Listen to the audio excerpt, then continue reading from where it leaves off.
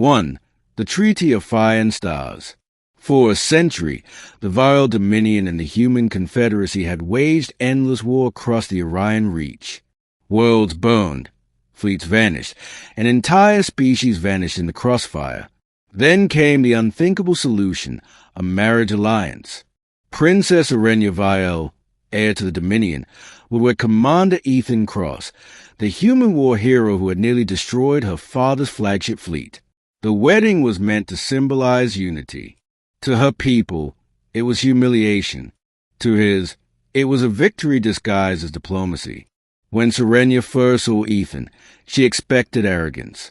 Instead, she found silence, a soldier's quiet stare that spoke of loss, not triumph. "You hate me," she said softly during their first meeting. "I hate what war made us," he replied. "Maybe that's enough to start peace." And somehow, it was 2. A marriage of duty. The wedding was broadcast across 1,000 systems. Gold banners of the Dominion intertwined with the silver insignia of the Confederacy. The universe cheered, pretending to believe peace could be born from ceremony. On the balcony of Celestis Prime, with nebulae glowing like stained glass beyond the horizon, Serenia placed her hand in Ethan's. He didn't flinch at her crystalline skin, nor she at the calluses on his. "For peace," she whispered. "For peace," he answered. That night, they shared a bed divided by silence. But in the quiet, Serenia realized that Ethan Cross, the man she was meant to hate, carried the same exhaustion she did. They were both prisoners of a truce they didn't trust. 3. The quiet years. Years passed. The treaty held. Serenia became a bridge between empires, her voice calming council chambers where once only threats were spoken. Ethan trained joint forces, shaping soldiers from both species into protectors instead of destroyers. They grew used to one another. He brewed bitter human coffee for her each morning. She translated human poetry into Velian song for him at night. Peace began to feel possible, until one day it wasn't. 4. The Shadows of War. A rogue Dominion admiral, Lord Kate Varen, declared Serenia's marriage an act of treason. Calling himself the True Flame, he rallied half a Dominion fleet and swore to cleanse the stars of human corruption. The vile council, desperate to avoid civil war, pleaded neutrality.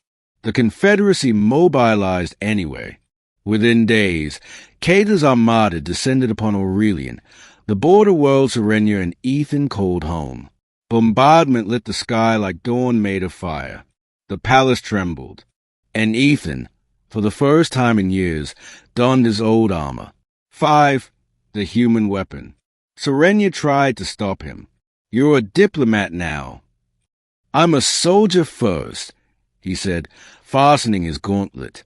When the first Dominion troops breached the palace walls, Ethan met them head-on. To the Vial, war was art, elegant, precise, controlled. But humanity fought with chaos. Ethan moved through the corridors like a storm given flesh. Plasma bolts burned against his armor, his blade gleaming in arcs of white fire. Every strike was fueled not by hatred, but by love for Serenia, for peace, for the fragile hope they had built. The Dominion soldiers faltered. Some fled. The rest fell before him. From the command tower, Serenia watched her husband, the human she had married for diplomacy, stand alone against an army and win. And in that moment, she understood why humanity had survived every extinction it faced. They did not fight to destroy. They fought to protect. 6. The Battle of Aurelian. Kate Varen's flagship, the Harbinger, entered orbit, its cannons locked onto the palace. Ethan ordered the civilians to evacuate through underground tunnels. He remained at the surface, alone. "You can't fight a cruiser with your bare hands." Serenia cried over comms. "Watch me," he said. He overrode the defense grid, linking it directly to his combat chute. His pulse and the planet's shield became one rhythm. When the Harbinger fired, the energy rippled through him instead of the city. For 11 minutes, he held it, For 11 minutes, a single human resisted the fire of a battleship, and when his armor finally shattered, the ship above fractured with it, collapsing into orbit in a blaze of molten debris. Ethan fell to his knees beneath the falling light, half alive, half legend. 7. The Aftermath. Aurelian survived. Keith Varen's rebellion collapsed within weeks, but the cost was immense. Ethan spent months in recovery. His body was more scarred than flesh, his spirit teetering between exhaustion and pride. Serenia never left his side. "You fought like a god," she whispered. "No," he said. "I fought like a man with something to lose." The galaxy called him the human war god, though he rejected the title. To him, divinity was nothing compared to devotion. 8. The Council's choice. When the Dominion and Confederacy reconvened, the Vile Council demanded Ethan be handed over for war crimes. They feared his strength, not his actions. Serenia stood before them, radiant in her fury. "You speak of justice while hiding behind fear. He saved your world. He saved mine. You call him a monster because he reminds you what courage looks like." The chamber fell silent. That day, the Dominion and Confederacy dissolved.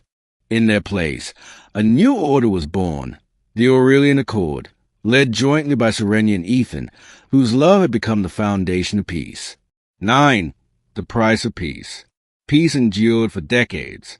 Together they rebuilt the border worlds, blending Velian grace and human ingenuity into a civilization stronger than either alone. But heroes cannot escape time. When Ethan's body began to fail, Serenia searched the stars for cures. Human lifespans were brief compared to her kind centuries. She refused to lose him to something as ordinary as mortality. "You cannot fight death," he told her. "You fought gods," she replied, "only because I had you to come home to." He died beneath the twin sons of Aurelian, her hand in his, whispering, "Keep the peace, even when it hurts." 10. The Queen of Flame and Memory. After his death, Serenia ruled alone for another 100 years. She never remarried. She never sought war. Each year, on the day he fell in battle, she stood before the ocean cliffs where they had first built their home and lit a human candle. Small, fragile, defiant. When asked why she honored a human tradition, she said, "Because even a single flame can defy the dark." Her reign became legend. The Aurelian Accord spread across the stars, uniting species at once called human savages. And at its heart stood the story of one marriage, a peace forged by love and tempered by battle. 11. 1,000 years later.